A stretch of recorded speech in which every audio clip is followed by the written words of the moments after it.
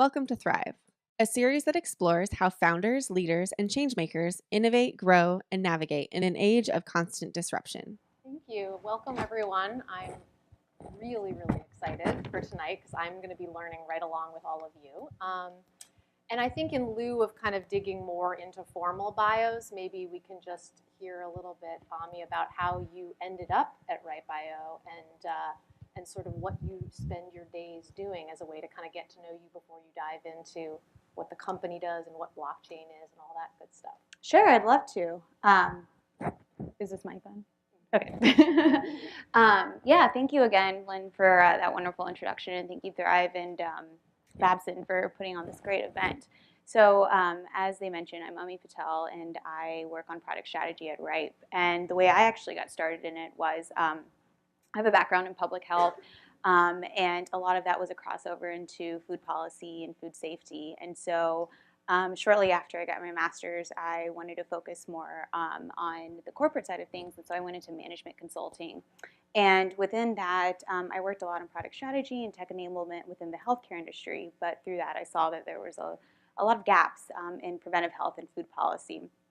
And so shortly after, I spent like about 4 years in management consulting, got a good business acumen out of it, but I still have this passion for the food world that I knew I wanted to use tech to really understand how agriculture and food and healthcare are all related. So last year, around this time, I actually decided to take a position in India at a startup that was redesigning food supply chains for farm-to-fork food delivery. And the Indian market is very different in the sense like agriculture is huge there, but it's not as supported. And so unfortunately things such as farmer suicide are a terrible problem. And so all of these NGOs and startups are popping up to really innovate in this industry and understand how they can not work against the climate, but work with the climate and really create more farmer welfare and introduce more organic options and more safe options of food to the Indian market. So I led product strategy and market strategy when I was there.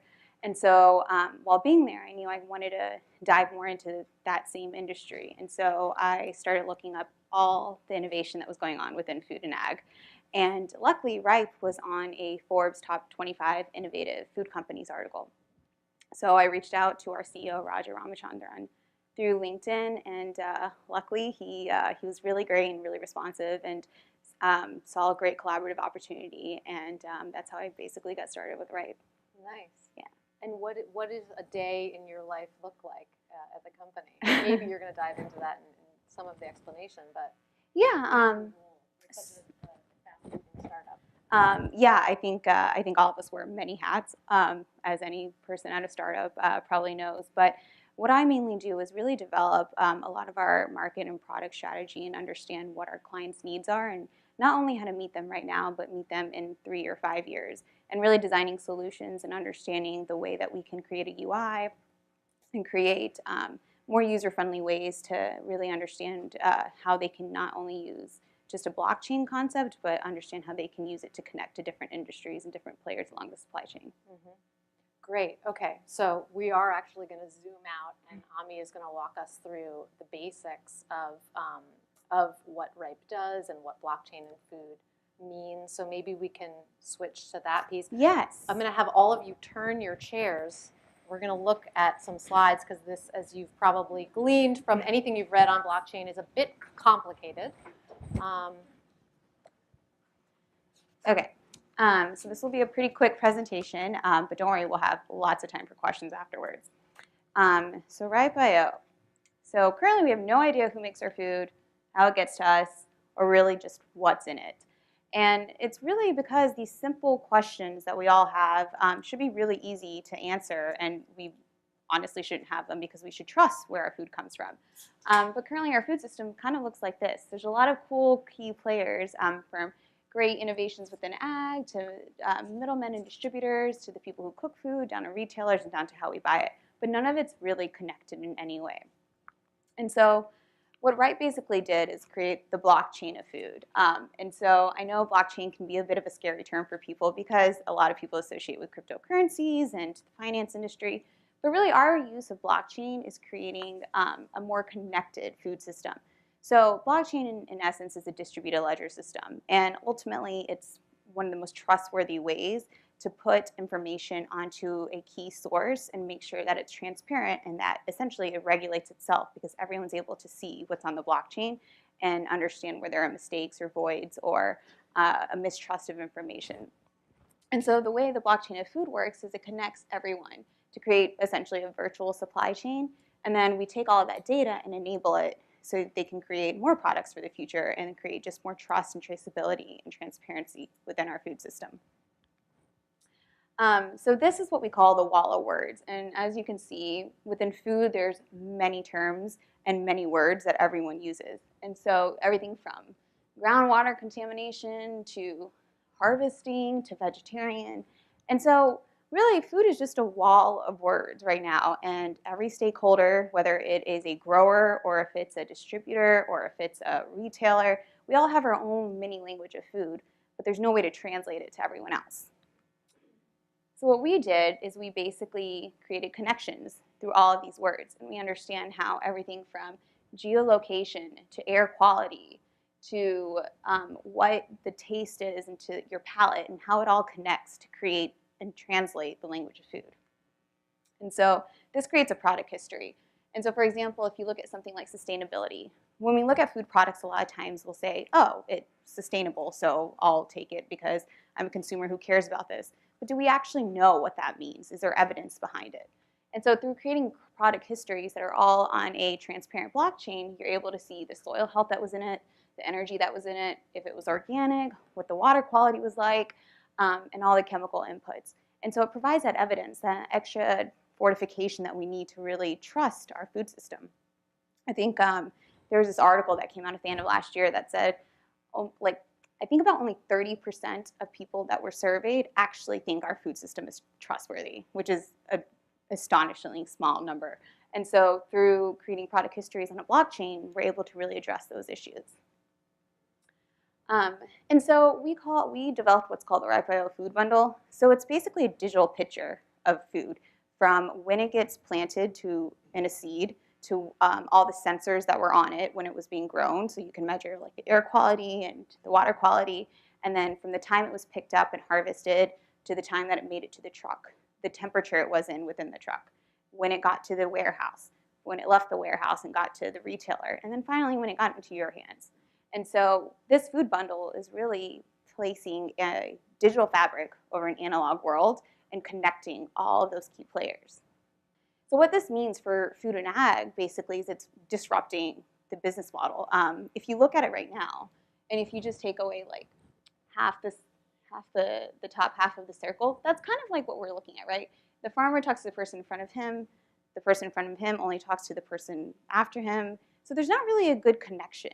And so this actually creates a bi-directional information flow. So now, down to the consumer, if I eat an apple, I can actually tell the grocer or wherever I'm eating it at the retailer or the store I'm eating it from that, hey, like this apple wasn't that great. And there could be a way I could input that information. And then that the farmer could see and really understand and grow better food and understand what their consumer's looking for as well. So these are just a few of the benefits that some stakeholders have out of this technology. Growers really understand how they can improve their yield. They're able to take all of the data and really understand how they can create a better business model. Globally, I think farmer welfare is an issue. And so blockchain can really help create those bridges between growers and their consumers and help them create new lines of businesses. Obviously, the consumer, we get better food. We get more quality-driven food. And then retailers are knowing that we are demanding this information. And so they need something that creates a stronger brand for themselves and to really define and say, no, this food safety recall was pinpointed to this tomato. And so now we can actually look at that crate of tomatoes and see where it came from and prevent something like a food safety hazard at the end of the day. I'm going to go a little bit into the pilot they did last year, which was a quest for a better tomato. And so last year, when Wright first got started, they worked with a grower out in Massachusetts. And it was in partnership with Sweetgreen's salad company to really understand how we can track a tomato on a blockchain. And so they gathered all the data. They had sensors data. They had harvest data. And then they were able to look at how it was delivered and when it was delivered and really understand the analytics behind it and know that harvest time, I think they ended up understanding that harvest time, they could have actually not delivered in one day. If they even waited up to 9 days, it could have still been a good tasting tomato. And so things like that, I think, help create not only a good business model, but it helps reduce food waste ultimately, and helps understand how they can better aggregate data to understand and apply in new business models. And so for the consumer, this means that they would be able to see something essentially like this. And they'd be able to understand like their tomato came from that northeastern zone and it traveled all the way down south. And yeah, you can look at it and say, I got fresh, locally sourced food, and you can say it with complete confidence as well. So yeah, that's the last slide, just for a short presentation, and I think we'll head back over for a question and answer session. Yeah, I want to unpack, thank you very much. I want to unpack some of what you described and then definitely open it up to questions that, that our audience may have. Yeah.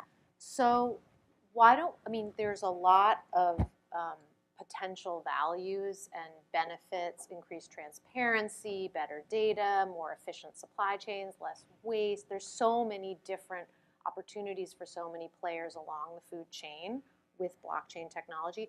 To kind of keep it on the ground, maybe we'll stick with the Wardsberry Farm Sweet Green Ripe IO case to sort of follow the tomato. But where are we in terms of, you did a pilot, what's going to happen next? Was it just Ripe IO with Wardsberry Farm with Sweet Green on the chain? Were there other folks on the chain? What kind of data? What did you learn from that to take it to the next level?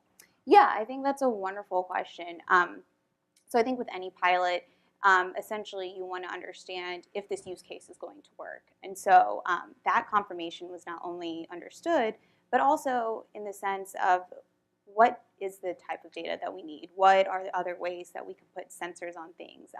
We also learned that a key challenge was trying to get the middlemen on board, so the distributors, the warehouses, because a lot of times they have all the data, but they're just, I think for so long their industries worked in a certain way that it's kind of difficult to get them on board with the technology. So understanding those challenges, I think, was a key aspect of the pilot. And then also, it was just one tomato. And different food works in different ways. And so we're now exploring, we're working with the Dairy Farmers of America to understand the blockchain use case for dairy and cheese products. And not only when you think dairy, it's not just like the products we end up consuming, but it's everything from is the cow being fed quality food? How can we put biometric markers on them and then understand how that affects the end result of the milk product that we're using? So I think it's understanding the different uses of blockchain within the food industry and then tying all those loose ends together. And is it fair to say, from what I've read, it sounds like you can do a pilot with some data and then do a similar simulation or follow another product and then add other layers of data later on? Is it iterative with different partners adding more and more data? Because it seems like a lot of the benefits are connected to more players hooked in and more data sharing. Yeah, and I think that's exactly it. If you remember the Walla words, a language is only as useful as the amount of people who use it, right? Mm-hmm. And so when you're able to translate it to more people, that means it gets a better use case out of it. And so that's essentially it. It's understanding how we can get the seed companies on board and how to get everyone from the packaging to where the glass is coming from and how that affects the food and the end result. So I think it's understanding like what key players are within this industry and what are the different metrics that we need to measure and understand how we can create new data out of it. Mm-hmm. And then my last question for the moment is going to be from the different types of clients that you've been piloting with and all the different pilots you're running or chains you're building. Can you generalize about which players from farmer to manufacturer to distributor to retailer to restaurant or in those categories, where you're seeing more willingness to hop on and where you're seeing more resistance? Yeah, I think that's a very important distinction to make. So I think retailers, because they have such brand integrity and they know that their consumers are demanding more information, are certainly the first to really show a lot of key awareness and interest in this. Now, retailers is a broad term because you have everything from big enterprises, such as your big brands like Coca-Cola and Pepsi and Nestle. I'm sure everyone's read about how IBM partnered with Walmart to create a blockchain solution. So I think the enterprises are definitely the ones that are, I think, getting the most news coverage, but they're also, because they're so large, I think they're a little slower to move on it. I think it's really the small retailers and the farm to forks, like a Sweet Greens, that are really showing a lot more innovation within it because I think they're just able to activate it a little better. I think growers, we get so many inquiries from all types of growers, from small farms in the Middle East to big, large farms in South America. I've had talks with executives from Chile that have come visited. Next week I'm talking to a group of French executives. So I think the growers are definitely interested in how this works because I think within agriculture there's a lot of stuff going on within sensors and using technology and farm management software. So I think from their end there's a lot of interest, but I think budget is a huge issue at times. And then also understanding just kind of like the landscape of this and if it's really something that's worth the investment for them. And like I mentioned, I think it's the distributors and the middlemen that are kind of like I wouldn't say the most difficult, but I would say that they're probably the least likely to adopt it as quick because, again, I think it's just such a disparate industry, and until now they've operated in silos. So it's just a little bit more difficult to understand how we can connect them to really make the supply chain work more efficiently. Yeah, and since I'm in education and not in the industry, I can say I'm not surprised that the distributors are pushing back more because certainly there are cost benefits to the way that the system has been working. And you know, if you make everything transparent, there's going to be shifts in power in the way people move food now. Yeah, but I think a lot of the more innovative ones, we've certainly been in talks with a lot of them, and I think they're seeing that they can easily benefit from this because when they hold so much data, they really want to understand how they can apply it in this most useful way possible. Good, good, good. Do we have questions from the audience about anything you've heard about blockchain, about what Ami's explained, about Right.bio?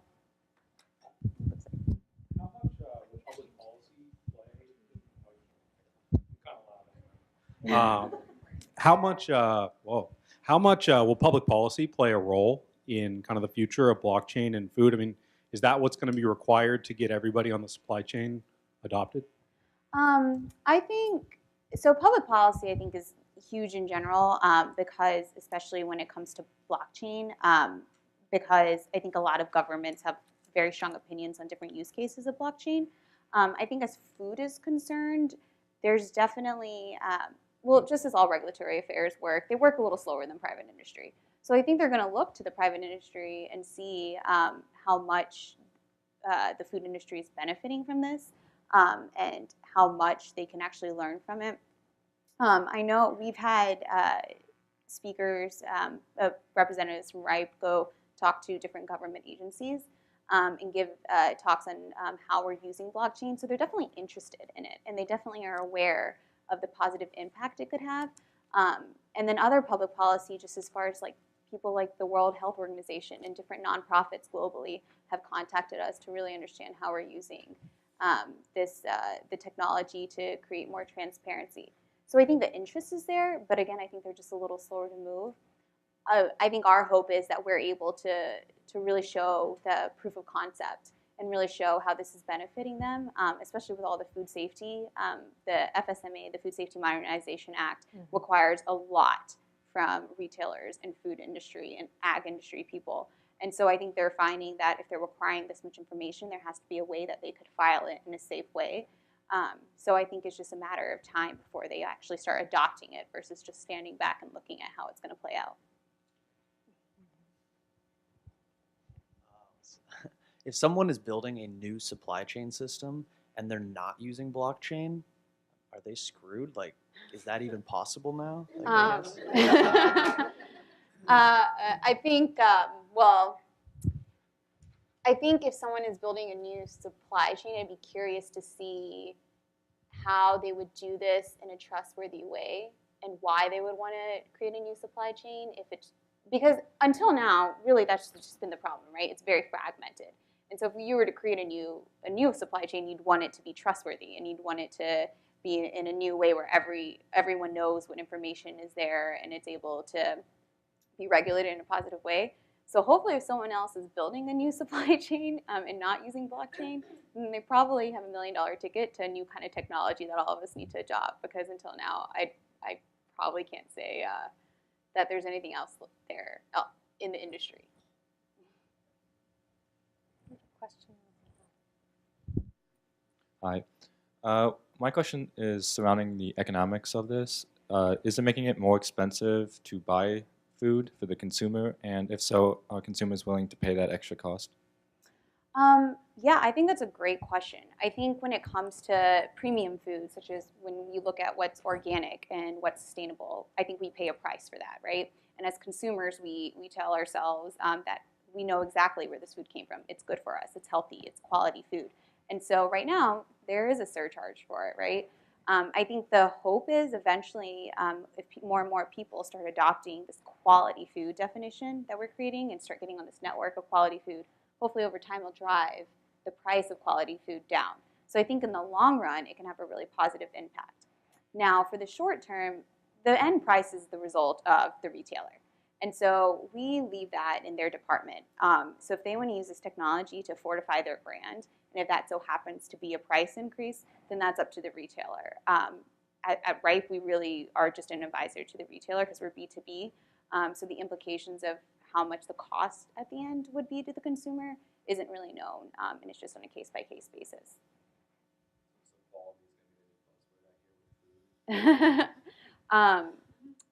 I think buzzword is definitely something that you could use now, but I think when you look down the road, it'll be something that is the definition of food. Can you talk through a little bit more of the tomato farm example? Like, what were you guys measuring? How are you guys measuring it? Where is the information being stored, and how is it being accessed? Mm-hmm. And who's accessing it? Yeah, so for the tomato farm, we teamed up with a device company, Analog Devices, which is an ag sensor device company. And so they were able to use those sensors and really track a lot of the health and what goes into the measurements of food, such as the air quality and water quality, and really understand how much sucrose is in the tomato down to the nutrient level. And then all that data was gathered, and then it was tracked to which warehouse it went to what the temperature of where it was stored was, and then down to where it actually ended up at Sweet Greens. Who's accessing that information? So it's all getting generated, it's getting stored, but you're talking about like an end consumer can then go in and see where this product's coming from, all the attributes. Mm-hmm. Like, how do they get access to that? Yeah, so there's at that time, it wasn't piloted directly to the consumer, and that's something that we're still working on and for the collaboration with them. But the hope is that there'll be a UI, so it'll be everything. So we could, if Sweet Greens, I'm pretty sure, yeah, they have an app, so you could look into the app and understand exactly where the tomato was tracked. It could have a QR code where you could scan it and see, or they could have like a large board in their restaurant, and you could actually scan into that as well and really understand where each vegetable you're eating came from. So that's kind of the consumer way of it. I think the best way to put it is a permission ledger system is what we kind of refer to. So basically now, like when you think blockchain, it's very public, and that's kind of the hope for it, that everyone will eventually be able to access and see it and be able to understand the information. But right now we call it more of a permissioned blockchain, mm-hmm. where really it's up to the client who gets to see what information and who gets access to understand and navigate some of those areas. And so they may create a new UI for the grower. So it's like a very specific dashboard that they're using versus the one that the consumer sees. Hi. My question is about data interchanges. So I also have a product focus and a healthcare technology background. And as soon as you started talking about all the middlemen in your fragmented existing marketplace today, I thought immediately about HL7, which is just a mess. I mean, it's a nominal standard in the healthcare space for data interchange.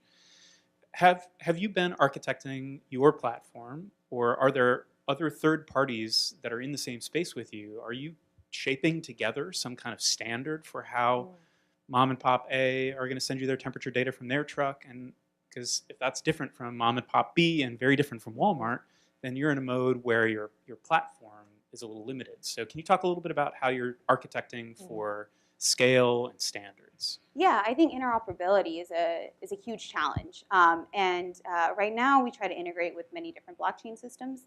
And so really it's just the way that we're getting the data. So it could be in an Excel sheet, it could be in tables, it could whatever way the client prefers. We have a few different options that our tech team works with. But I think, yeah, that's a huge thing. So if Walmart is using IBM's blockchain, but then one of their partners is using our blockchain, how is that going to work?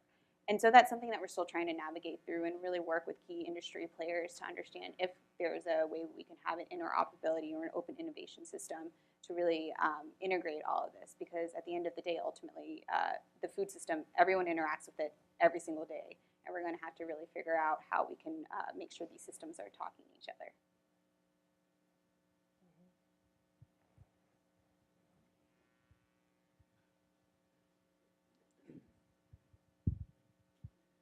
Hi. On the scale question, I had a related question. So a lot of our supply chains and food chains, especially, are across countries and continents. How is this going to scale on kind of a global scale where we have food coming from everywhere, and how is that going to be tracked through multiple hands? And do you see any innovation there, and kind of how is that problem going to be solved? Yeah, actually, I think globally we have inquiries from everywhere. In fact, our CEO is in Australia right now because we're working with an accelerator out there to innovate the dairy industry, and he actually had a meeting with the Ministry of Ag there yesterday.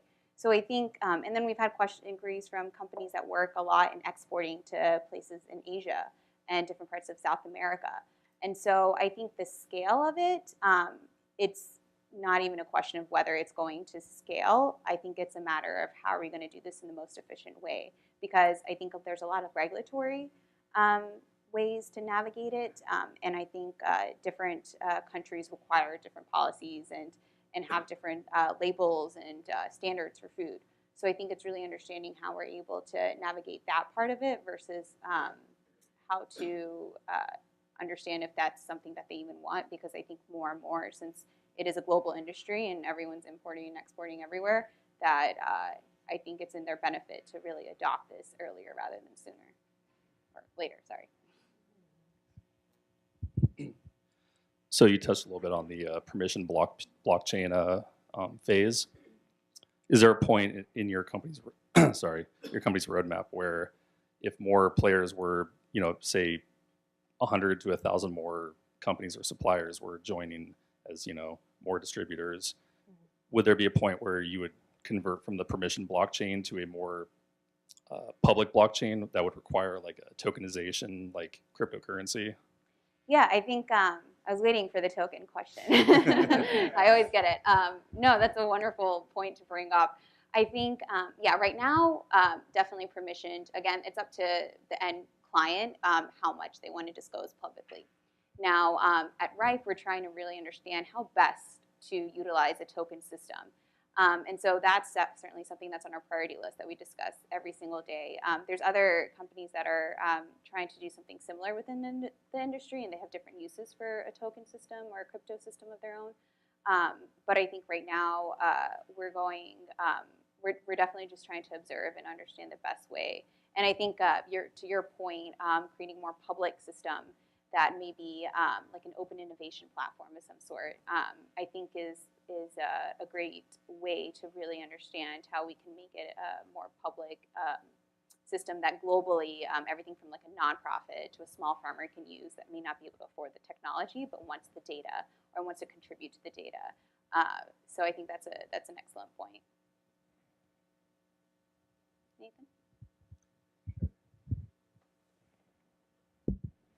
So when you talk about permission ledgers, in terms of like reading and writing data in the chain, how does that work? So is data for all people who have been granted access to the ledger open for everyone, and how does that scale to longer supply chains with where middlemen are disincentivized to reveal their identities in fear of being cut out? So you're asking how people are able to contribute data and then have it segmented so only certain parties are able to see it? Yeah, sure. So if I was allowed to join the right blockchain, like what would I see in the system, or would I only be contributing data? And is that information centralized to the buyer or whoever's telling me to join the system? And second, how does it scale to larger, longer supply chains? Yeah, so that really just falls into data segmentation. I think with most technologies where even if it's like a cloud-based system, you're able to always have different permissions. And so, like you mentioned, let's say someone like a distributor may not want to give their data or may not want to have everyone see their data. And so if we are working with a distribution client, then it's up to them ultimately to really tell us who is allowed to see what at the end of the day, because it's proprietary information. So a lot of times our solution is to create a UI for different people involved. And I mentioned this earlier, but if I was a consumer, most likely I don't want to see every piece of information because that's just a lot for one consumer to see. I would assume there's a translation Exactly. that needs to happen. So that Exactly. Yeah. And so even to put data on to the blockchain, it's definitely you'll have like your own account and password and have a different sort of permissioned way to contribute that data. But ultimately, I think you're asking ownership, sort of. Yeah. So ownership is really right now up to the client. But the thing is, we're finding that if they're willing to explore this option of using blockchain in the food system, they want to be as transparent as possible. And so we're finding a lot of times, if it's just extremely private, proprietary information, then they may not want everyone to see that. But for the most part, they're pretty open to having everyone along the supply chain access most of the information.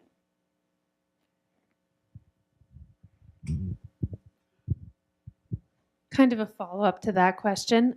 So as a consumer, if I want to see the product that I'm about to purchase and I want to know every step along the supply chain, although some of them have been omitted by, say, the client you're working with, is that not trust by dishonesty by omission if we're not seeing some of that data? And so in a situation where the blockchain sort of thrives on its trustlessness, how do you reconcile that? Mm-hmm. Yeah, I think that's a good point. I think it's important to make the distinction that it's not that they're omitting the data. I think it's just in the form that we're seeing it in. So I think to me, I think if I saw a bunch of data points on like an ag sensor, it may not make sense to me, but I think it's the way that the analytics we develop around it and looking into like the insight behind the label that I'm able to see that really creates that clear story and picture of it. So I think when it comes to data segmentation and ownership, it's more of a how are we going to show this to different people to help them understand it versus just seeing a bunch of data points that someone could not understand and just could take our information and run with it somewhere. So I think it's more of just understanding how we can just create that food bundle out of it and track it and create just a more relatable story for everyone involved. Yeah, and I'm glad you asked that because that was where I was going to go, is sort of the high level, the wonderful Forbes blog article that came out last fall from Ripe.io, which is how you guys appeared on my radar, is among a suite of articles that have come out recently that talk about full transparency and traceability and authenticity, and it's a distributed ledger and everyone gets to see all the transactions, and it's sort of very glossy and sort of idyllic sounding. And then what you're walking us through tonight is more sort of the nuances to particular client relationships and where we are in the stages. And it sounds like from the audience questions, a lot of folks here understand the technology.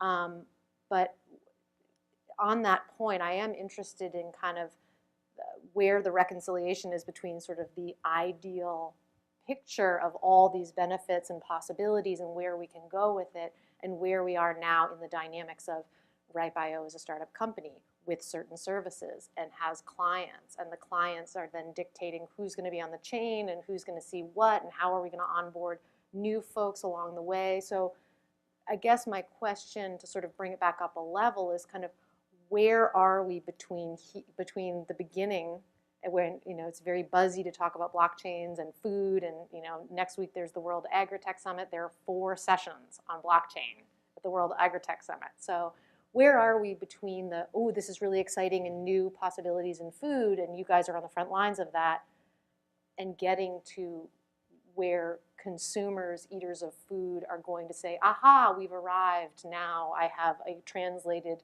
trustworthy, you know, suite of information that I didn't have before about the food industry. Yeah, I think to your point, yeah, the conference next week has like 4 blockchain sessions. So I think everyone is trying to really understand blockchain, and it's like this very like new, cool concept that everyone wants to know. But specifically, we have been approached by all sorts of food products, and we're just have so many things coming down the pipeline. Everything from wine to different types of poultry like beef and chicken, and understanding the food safety hazards behind that. And we've been in touch with different sort of packaging companies and things like that. And so I think all of the way it's going to get to the consumers is going to be very soon. I think it's a matter of who is going to really implement this in the fastest way possible. I know we have tons of clients that are definitely about to start in this upcoming month, and so we're all very busy with that.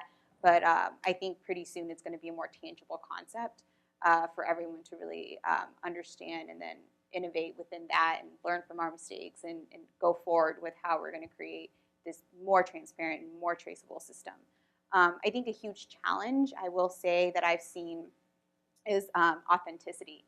And so I think that's a tricky word a lot of times to prove authenticity, because essentially if there is a crate of apples and there's like a code on it that the distributor will scan and then pack up, right? If someone comes, human error is always going to be an issue. If someone comes and switches out that crate, then we can't prove the authenticity.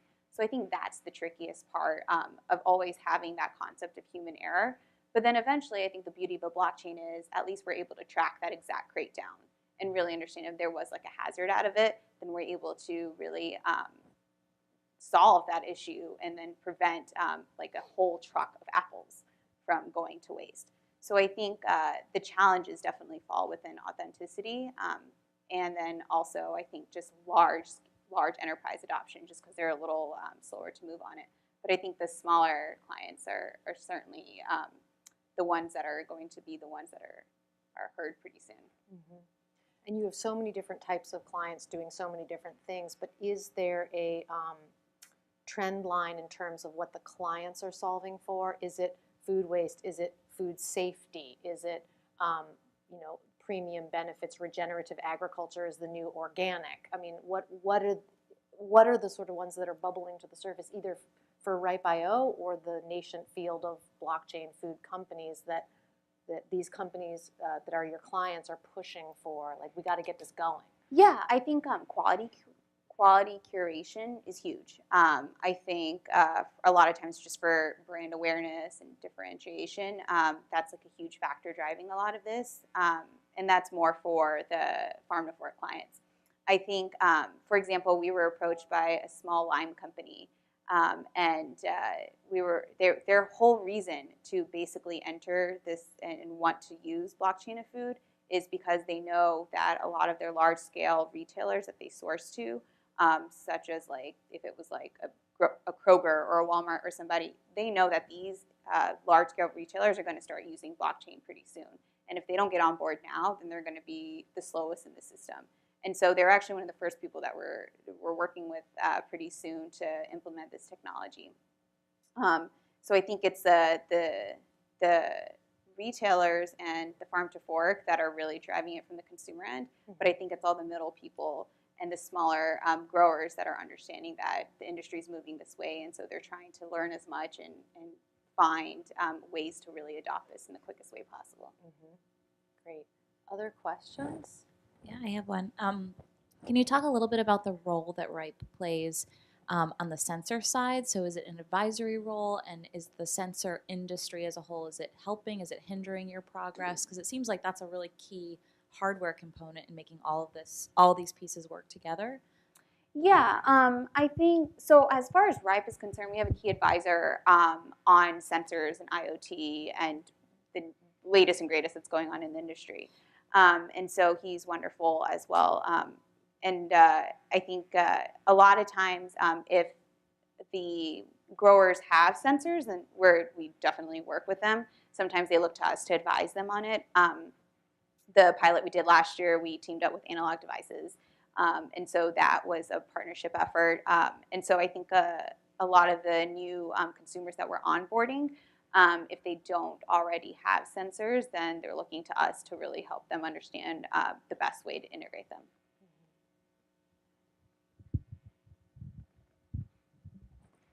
Hi. You had a question on standards, and you talked about your blockchain talking to Walmart's blockchain. Why do you need blockchain at all? A relational database talking via integration layers to different entities could solve the problem just as well. Why do you need a blockchain for that? So you're asking why we need interoperability? No. Interoperability via systems other than blockchains can be equally effective. Why do you need a blockchain for that? What are you thinking of? What is equally effective? Can you give an example? Unless there are standards available where each participant is conforming to and exchanging information. Yeah, you could just have an API. I mean, Walmart exposes an API that you call, and you expose an API that Walmart calls. The systems that Walmart's running and you're running don't need to be on blockchains. What's the additional value that's coming from doing this on blockchains? I think that falls into the category of trust and regulation, and not having, because right now, think about it, people are able to obviously hack into other systems and things like that. And yes, blockchain is in a nascent stage when it comes to different types of use cases. And so it could, I'm sure it does have holes in it where it could be hacked in different types of blockchain platforms. But I think the main reason that someone like a big system like Walmart is adopting blockchain would be because they understand that it's a key way through, whether they're using smart contracts or if they're using a token system or if they're using a public platform, that there's multiple ways to regulate it and trust it and provide that stamp of approval that they're looking for. I think as standards are concerned, I think public policy will play into that a lot. I think with regulatory standards and different ways that we're now exchanging information, there's going to be a way that we need that all these systems talk to each other. And currently, because it's so siloed, I don't think that the solution lies in fixing what they have now. I think it's more in implementing a new system in a new way that we can all communicate with each other. Did that answer your question? We can talk afterwards too, if you like. Yeah. So what percent of the work, based on the standard stuff, what percent of the work do you feel is just taking existing systems and figuring out, essentially of the value chain, like who's doing what are their interests, what is the data that they have, and what percent is the blockchain and tying it together? As the previous questioner asked, yes, there's existing systems. Where do you sort of see the needle falling between those two? I'm not sure I understand the question. Yeah. So the question is, there's plenty of existing systems out there. The people utilizing them have their own interests. What percent of RIPE's work is in getting those interests to align, and what percent is the technological implementation of the blockchain as the solution? Sure. So I think at RIPE, we often say that we use blockchain, and blockchain technology is the product and the services that we provide. But at the end of the day, we are trying to create a more transparent and quality-driven food system. So I think that's an important distinction to make, because a lot of the consumers that approach us, they know that there's different technologies out there. And yeah, right now, whatever they have, they could probably use, a lot of them use like supply chain tracking and different platforms for those kinds of things. But I think they're understanding and they're finding that there are holes in those systems and there is a void of trust within that system. So it's not only taking their current system and just trying to fix it and iterate it and try to bring it up to the standards of today, but I think they're understanding that eventually down the road they're going to need something that's just a lot more not only transparent, but also just trustworthy, in the sense that when they look at a piece of data or that they trust to get their stakeholders and partnerships involved, that they're able to work together on a single platform versus trying to integrate all these different things that they may not trust eventually. And my understanding is that's the contrast. It's not actually a chain right now. We call it a value chain or a supply chain, but you have a series of individual relationships that have their own ways, some of them on pieces of paper, to do their individual transactions in a bit of a black box. So the promised land from what everything I've read about blockchain is that when you onboard someone, whether it's a closed permissioned ledger or it's a totally open ledger with translation for different partners along the way, that everyone gets a copy of everything that happened to that product. So if Sweet Green wants to build its brand on the back of this is, regenerative, the farmers dance in the moonlight, it was this many days old, blah, blah, blah. Every single partner has some version of that data to verify that that is in fact the case. And it's an incredibly inefficient system as it exists, why we have really expensive food recalls and all these other sorts of things. In the Walmart case, one of the articles on it was, okay, we're going to track this mango. Do it. It takes 7 days. Okay, now we're going to test it with the blockchain. It took something like 20 seconds because everything was synced up. So that's my understanding of the ideal situation. And frankly, I think that there is this, you gave the stat of 30%. I'm surprised it's as high as 30% of people trust the food system right now, and in sort of a crisis of trust in general and alternative facts here, there, and the other place. The idea that everyone gets a copy of everything that happens to that product and that someday the end eater can say, I'm not just getting brand washed about this. Like I think there's a lot more to it. There is, and again, I think we're looking at it from a very consumer perspective, but the implications for blockchain, even in financing for agriculture. Next week, we're hosting a workshop at the World Agritech Summit, and we have key speakers speaking on that. And so I think we look at it from a very much like the food that we eat consume perspective, but I think it holds benefit for everyone along the supply chain and different use cases within that.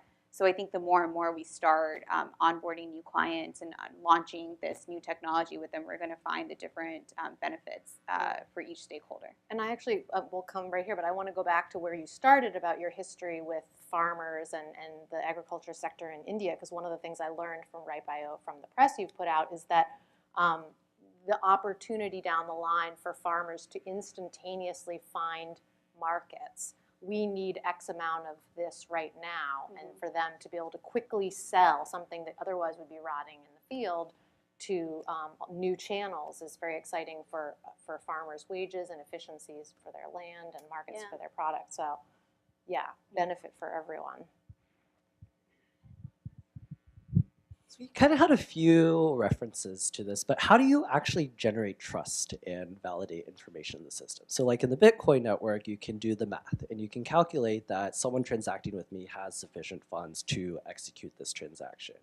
But in the cases in which we discussed here, someone might be dancing on the field, someone might say that they have a premium product that you can't necessarily verify the processes that it's gone through. How do you validate that information, especially when you're incentivizing people to pay more for a product that's sustainable or something like that? So you're asking basically how do we make sure that I, as a person contributing data to the blockchain, am not lying about it? Yeah. And I think, again, that goes back to authenticity and human error. And so if it's like a sensor or if it's like some sort of technology that's basically taking data and putting it on a blockchain, that's more trustworthy. I agree. But if it's someone from a warehouse saying that they picked up a crate of tomatoes and put it somewhere and then switched it out, yeah, we can't account for that. And so I think that's a huge problem. But I think the more and more we start launching this, there's just going to be different ways that we get IoT and sensors involved that a lot of times I think the margin for human error is going to become more narrow within that scope. And so I think people are going to be able to trust it a lot more, knowing that if something was scanned in at a certain time, then that's trustworthy information. Because you can't, once it's on the blockchain, you can't really take it down, right? Like you can't tamper with it after that. And so I think the way that we contribute the data will merge into a more trustworthy way versus those small errors that we'll encounter, which are inevitable. And I think understanding how to navigate around them will be a huge challenge for all of us involved. Hi again. So you just mentioned human error. I'm also curious about sort of like human subjectivity. I know that Ripe.io is working on taste profiles, and I'd love to just learn a little bit about how you guys are approaching that.